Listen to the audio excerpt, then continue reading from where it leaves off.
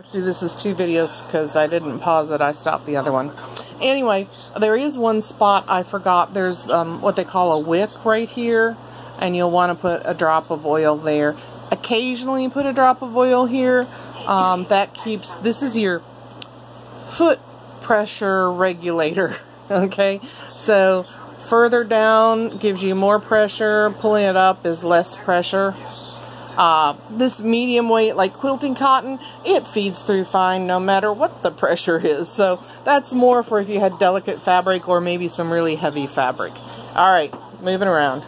Now the third place you oil is behind this little round cover here. And you should be able to loosen it enough to swing it up and over that little ridge. And I sort of like to tighten it to hold it up while I'm oiling. Oops. So that's what I'm doing right now. Okay. So now I had to get a flashlight. So this area, same thing. You move your hand wheel, and as you see, like right there, I would oil, and I'm going to do that when I put the camera down. And on the other side, I would oil. And I would put a drop of oil there.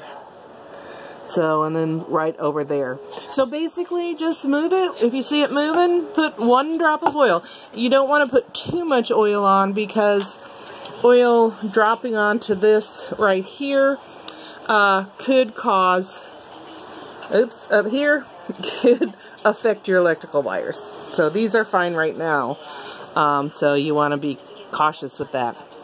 The only other thing to know is around the front here, and you only need to do this once a year. Oh, actually there's 2 things I want you to know. Okay, this right here, there's 2 screws right here, real easy to do, but once a year this will help keep your machine running smoothly. And I'm not sure what would happen if you didn't do it. Eventually you'd be going, boy, this machine's noisy. And that's all you'd have to do is you put a little Vaseline up there. I use like a little wooden skewer kind of thing.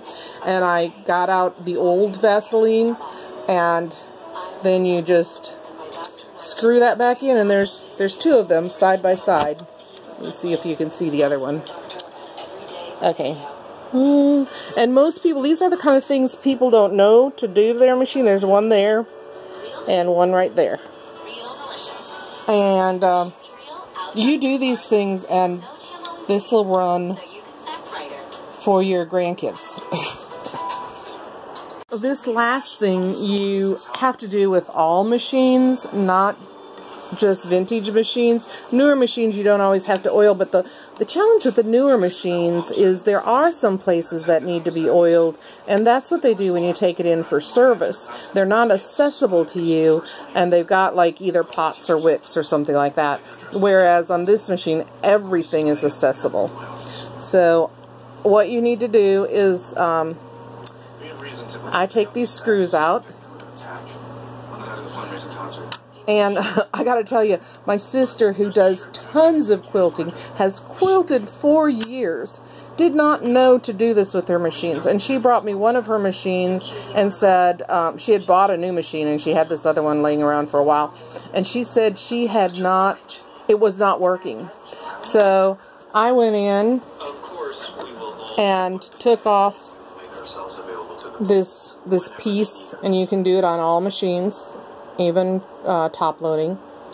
And I took these little screws out, and it was just packed. I mean, packed with lint. And your feed dogs won't move well. So you just go in here, and you're going to take a little brush and brush out all the lint from your sewing. And if you've got a non-vintage machine, you still need to do this. And then same thing underneath where your bobbin case is. Let me see if I can get it lit. You're going to take your bobbin case out like that with a finger. And there are, in this case, there's a screw here that you undo, and this piece will come out, and you can clean around there. So there's a manual online. You can go to ismacs.net, and under the Singer item, look for a manual for the 1591. And that's it. That's really all you need to know. I think I told you about the stitch. What did I do there? Oh, I had a screwdriver there. The stitch length is right here, and you control that with this screw. So right now, if I wanted to move the number of stitches per inch down, that's easy enough. I've got it at, I don't know, about 9, so that's all the way down. That's not a problem. But when it's all the way down like that and you want to move it up, you have to move your lever up. So you can put your lever, say I want 12 stitches per inch. The 12's on this side here. I move the lever to 12, and then I tighten it. You can see why I don't have a YouTube channel at this point. So that, and now up is reverse and down is forward. So I really like 10 stitches per inch right over here. Usually you don't need nearly as many stitches per inch as some people sew at. So I can't think of anything else. You know, bobbin winding, like I told you, the main thing with this machine is that, and I'm trying to find the 2 vintage bobbins I've got. The problem with the bobbin winder, well, this one seems to fit today, is you have to find bobbins. Just a minute, I'm going to pause it. Well, no, I'm not.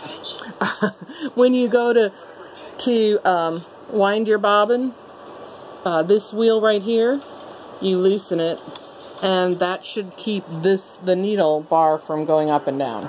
So I'm going to run this.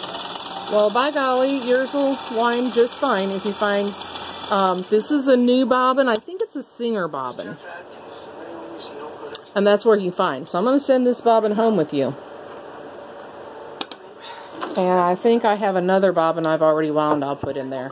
But this is a newer bobbin. It's a Singer. The Brothers aren't as wide, and Walmart sells Singer and Brother, and they're class 15. Alright.